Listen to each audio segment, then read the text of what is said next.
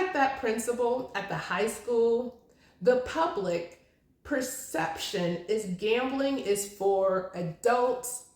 It's casinos, the lottery, online sports betting.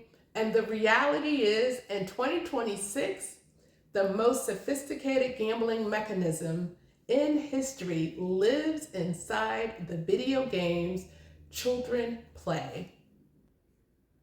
Come explore with me the growing and largely invisible crisis of youth problem gambling and video gaming disorder. Why it has become one of the most urgent public health crises and challenges facing families, schools, communities, and policymakers here in the United States. Although public attention, as I said, is often focused on gambling as an adult issue, the deeper problem is actually about the engineered merging of digital entertainment and financial risk taking. It's reshaping developmental landscape of generations. From loot boxes, skin betting, esports wagering, prediction markets, and variable ratio reward system, millions of children are exposed to gambling mechanisms before they developmentally, legally, or emotionally are equipped to recognize the risk. The broader public is affected through measurable impacts on mental health, academic achievement, family stability, and long-term economic productivity.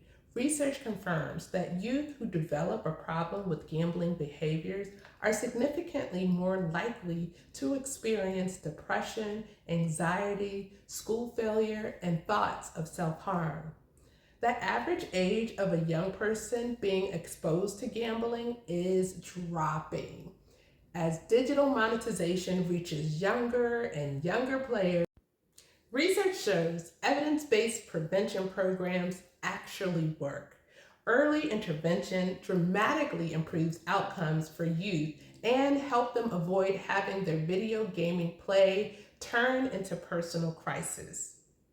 I think we are all up to the challenge to think differently about our own roles as parents, aunts, uncles, educators, clinicians, policymakers, and community members in helping to address this crisis before it intensifies further. You might be thinking, well, why is this problem growing? The National Council on Problem Gambling released a national survey March of 2026 that found 65% of US adults reported gambling before reaching legal age, and our youth face problem gambling at rates 2 to 4 times higher than adults.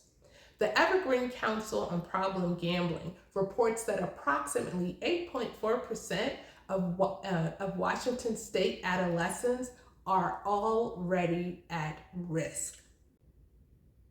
Current systems are failing, from schools who are rarely screening for digital addiction, primary care and counselors, providers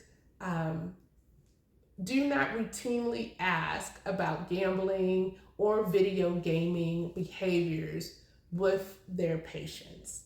And the regulatory frameworks governing loot boxes in the United States remains a legal gray zone, enabling an industry that's generating billions in revenue from the underdevelopment of children's brains.